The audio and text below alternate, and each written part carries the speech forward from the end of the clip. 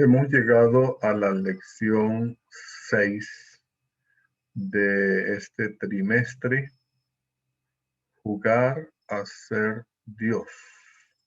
Así que vamos a hablar un poco sobre este tema interesante y vamos a analizar algunas palabras que nos ayudarán a entender un poco más la lección de esta semana. Así que vamos a mirar algunos de los temas que tiene que ver con la lección. Está relacionado con el pacto. Recuerden que Dios hizo un pacto con su pueblo.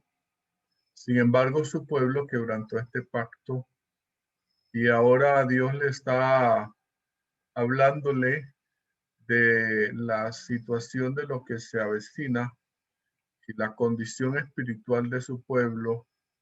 Y va a hablarles también de esa nación que sería instrumento en las manos de Dios para castigar a su pueblo, Babilonia. Todavía Babilonia no está, digamos, no ha llegado a dominar el mundo, lo está haciendo Asiria. Así que Dios se adelanta a hablar de esta situación. La palabra pacto aparece en la Septuaginta cerca de 190 veces. Y la primera vez que aparece en Apocalipsis 17:10. Este es mi pacto que guardaréis entre mí y vosotros, y su descendencia después de ti será circuncidado todo varón de entre vosotros. La primera vez en el sentido con su pueblo, el pueblo de Israel. Esta palabra aparece en Isaías, la palabra pacto, 13 veces. La palabra berit es el sonido de esta palabra en hebreo. Israel ha quebrantado el pacto. Israel sería como pacto con otras naciones. El sentido de esta palabra en Isaías: Dios hará un pacto eterno con su pueblo, un pacto perpetuo, según Isaías 61:8. El sábado es parte del pacto aún para los extranjeros, como lo presenta Isaías. El nuevo pacto está relacionado con el Espíritu Santo y su palabra, la palabra de Dios. Y bueno, Jesucristo en el Nuevo Testamento habló del nuevo pacto en su sangre. Ahora, uno de los problemas que analizamos en la lección tiene que ver con el problema de Babilonia. Tanto la condición espiritual de Babilonia como la condición de Satanás están muy relacionados. Hay algo común entre estos dos, digamos, entre esta ciudad y este personaje. La primera vez que aparece en la Biblia Babilonia, aparece en Génesis 10:10, hablando de Nimrod, en el sentido de una rebelión del rey al reino de Dios. Es una rebelión del reino de Dios. La condición de Babilonia, que también significa puerta de los dioses o del cielo, había llegado a tal punto que Israel sería llevado cautivo. Ya una profecía decía que eh, ellos tomarían a sus hijos y los llevarían a Babilonia y los convertirían en eunuco. Fue Babilonia la que degolló los hijos del rey Sedequías en presencia suya. Y a Sedequías Babilonia le sacó los ojos y fue llevado atado con cadenas hacia Babilonia. Interesante que la Biblia presenta 264 veces la palabra Babilonia, 816 veces la palabra Jerusalén, la ciudad de Dios. Allí una de las cosas que hizo Babilonia y que ya se había pronosticado antes Dice en segunda de Crónicas 32:31, mas en lo referente a los mensajeros de los príncipes de Babilonia que enviaron a él para saber del prodigio que había acontecido en el país, Dios lo dejó para probarle, para hacer conocer todo lo que estaba en su corazón. Está hablando de la situación, ese contacto que tuvo el rey Ezequías, que todavía no hemos llegado allá, con los mensajeros de Babilonia. Ellos estaban interesados en conocer ese Dios del cual era capaz de hacer retroceder la sombra y avanzarla. Y Ezequías, en vez de mostrarle a Dios, le mostró fueron las cosas materiales, el problema de los seres humanos cuando queremos impresionar a alguna persona o a alguna nación. Babilonia aparece 13 veces en el libro de Isaías. En Isaías 13:1 habla de los oráculos sobre Babilonia y está diciendo algo interesante: de tus hijos que saldrán de ti, que habrás engendrado, tomarán y serán eunucos en el palacio del rey de Babilonia. Eso está en Isaías 13:1. Y luego habla también en Jeremías y dice: y degolló el rey de Babilonia a los hijos de Sedequías delante de sus ojos. También degolló a Ribla, a todos los príncipes de Judá. Esa era la Babilonia terrible, como aprendió de Asiria, todas las cosas que hacía. Hay una relación entre Isaías y Apocalipsis en relación al tema de Babilonia. Por ejemplo, en Isaías 13:19 habla de la hermosura del reino.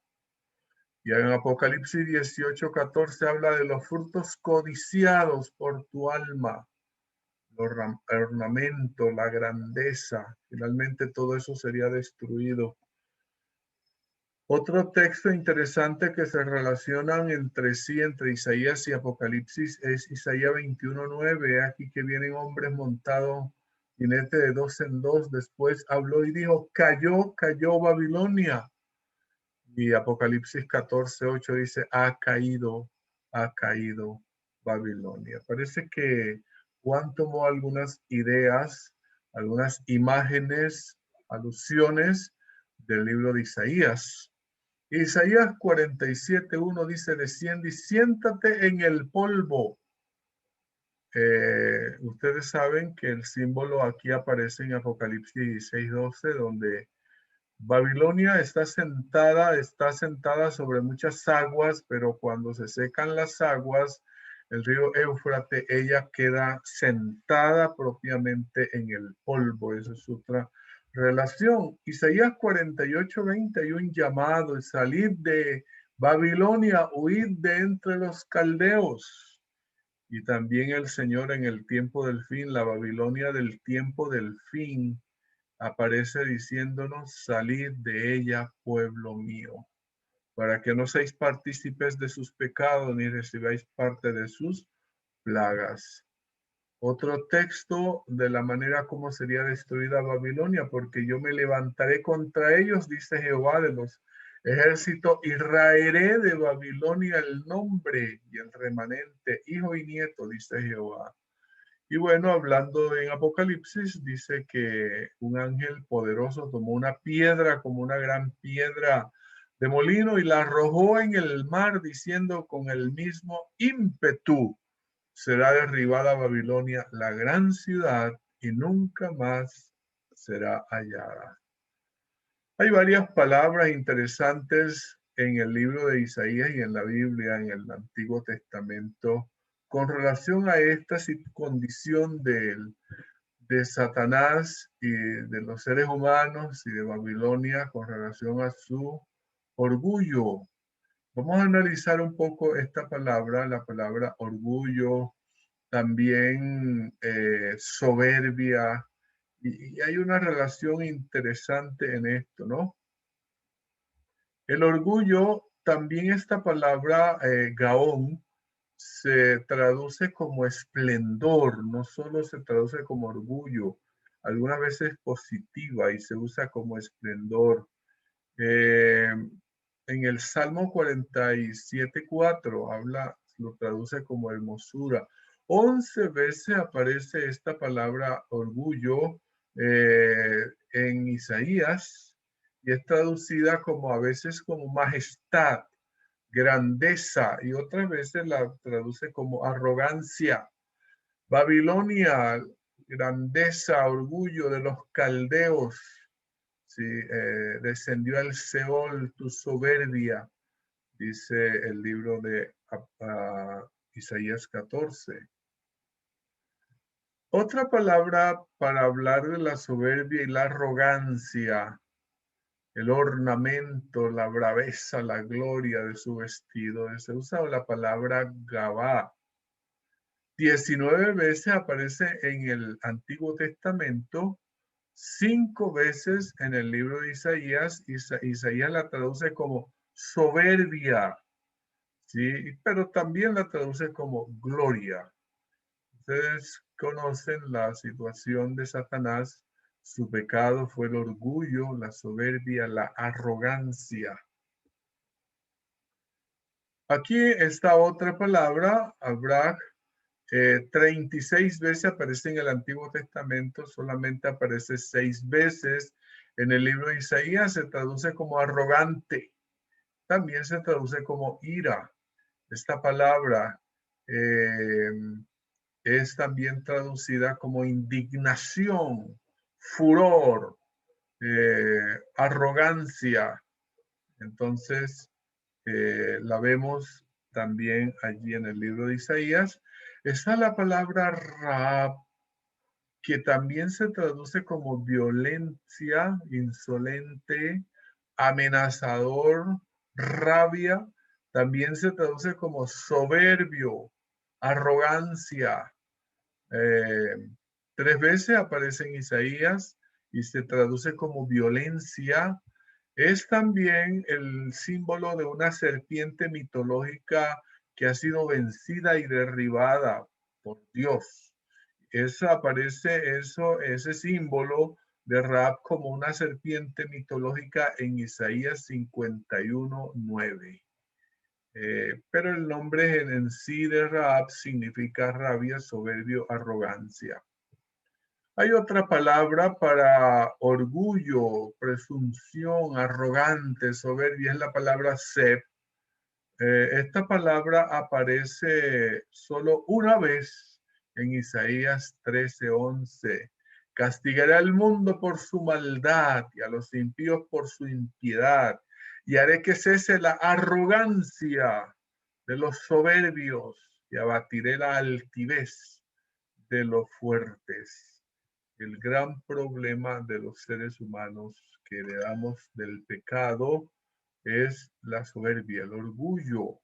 Y está una última palabra en el Antiguo Testamento que se traduce, se suena como Yair, que significa orgullo, soberbia. Solamente aparece 2 veces en el Antiguo Testamento, en Isaías no aparece.